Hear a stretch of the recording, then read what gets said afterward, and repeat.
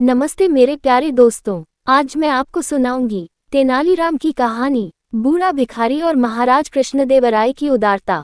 दोस्तों, सर्दियों का मौसम था। महाराज कृष्णदेव अपने कुछ मंत्रियों के साथ किसी काम से नगर से बाहर जा रहे थे। ठंड इतनी थी कि सभी दरबारी मोटे मोटे ऊनी वस्त्र पहनने के बाद भी कांप रहे थे। चलते चलते राजा की दृष्टि एक बूढ़े भिखारी पर पड़ी जो हाथ में कटोरा लिए इस कड़कड़ाती ठंड में एक पत्थर पर बैठा कांप रहा था। भिखारी की ऐसी स्थिति देखकर महाराज से रहा न गया। रथ रुकवाकर पहुंच गए उस स्थान पर जहां वह बूढ़ा भीख मांग रहा था। कुछ देर तक राजा कृष्णदेव भिखारी को देखते रहे और फिर अपना कीमती शॉल उतारकर बूढ़े भिखारी को उड़ा दिया। महाराज की ऐसी उदारता देख सभी दरबारी व आसपास के लोग राजा की प्रशंसा करते हुए जय जयकार करने लगे। जब सब लोग महाराज की प्रशंसा करने में लगे थे तब केवल तेनालीरामन ही ऐसा व्यक्ति था जो चुप खड़ा हुआ था। तेनाली को चुप देख राजपुरोहित को बोलने का अवसर मिल गया। वह तपाक से बोला, क्या बात है तेनालीरामन, यहाँ सभी महाराज के इस कार्य की प्रशंसा कर रहे हैं, केवल तुम ही चुप हो। क्या तुम्हें महाराज की उदारता पर कोई संदेह है? तेनाली फिर भी चुप रहे। अब महाराज को भी तेनालीराम की यह चुप्पी खलने लगी। वह वहीं से वापस राजमहल लौट चले। पूरे रास्ते राजपुरोहित तेनालीराम के विरुद्ध महाराज कृष्णदेव को भड़काता रहा। अगले दिन जब दरबार लगा तो सबसे पहले दरबार में महाराज ने तेनालीराम को संबोधित करते हुए पूछा, लगता है तुम्हें स्वयं पर अधिक घमंड हो गया है, तभी कल तुम चुपचाप खड़े थे। महाराज के पूछने पर भी तेनालीराम कुछ नहीं बोले। अब तो महाराज तिलमिला उठे और तेनाली को 1 वर्ष के लिए देश निकाले की सजा दे डाली। सजा सुनाते हुए महाराज ने कहा, तुम अभी विजयनगर को छोड़कर चले जाओ और जाते समय अन्य सभी कुछ यहीं छोड़कर केवल एक वस्तु अपने साथ ले जा सकते हो। बताओ, तुम क्या साथ ले जाना चाहते हो?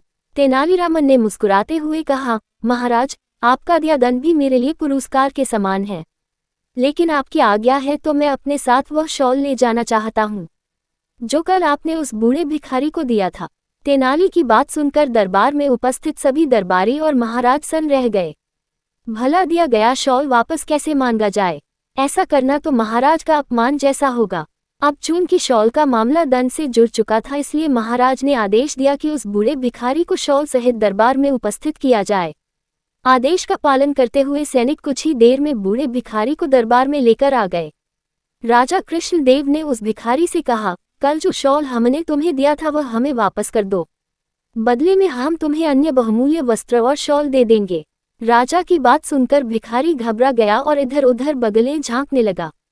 सैनिकों के जोर देकर पूछने पर उसने कहा, महाराज, वह शॉल बेचकर तो मैंने रोटी खा ली। बूढ़े भिखारी के मुंह से यह बात सुनकर महाराज कृष्णदेव क्रोध से भर गए, परंतु बात उनके सम्मान की थी, इसलिए उन्होंने भिखारी को आगे कुछ न कहते हुए दरबार से चले जाने का आदेश दिया। अब वे तेनाली की ओर देखते हुए बोले, हमें सीधे सीधे जवाब दो, कल तुम चुप क्यों थे? क्या कल तुम्हें हमारा कार्य पसंद नहीं आया? तेनालीराम हाथ जोड़ते हुए कहने लगा, क्षमा करें महाराज, आपको मेरी चुप्पी का उत्तर भिखारी से मिल गया। भिखारी को कीमती शॉल की नहीं बल्कि पेट भरने के लिए रोटी की जरूरत थी। मैं आपको शॉल देते हुए रोक नहीं सकता था, इसलिए चुप ही रहा। राजा कृष्णदेव राय को तेनालीराम की बात जच गई। उन्होंने तभी अपने मंत्रियों को आज आदेश दिया कि नगर में ऐसा प्रबंध करो ताकि किसी भी नगरवासी को पेट भरने के लिए भीख न मांगनी पड़े। धन्यवाद दोस्तों, वीडियो को लाइक करें और अपनी राय कमेंट बॉक्स में जरूर दें, और हाँ, चैनल को सब्सक्राइब भी कर लें ताकि आपको हमारे सारे अपडेट्स मिलते रहें।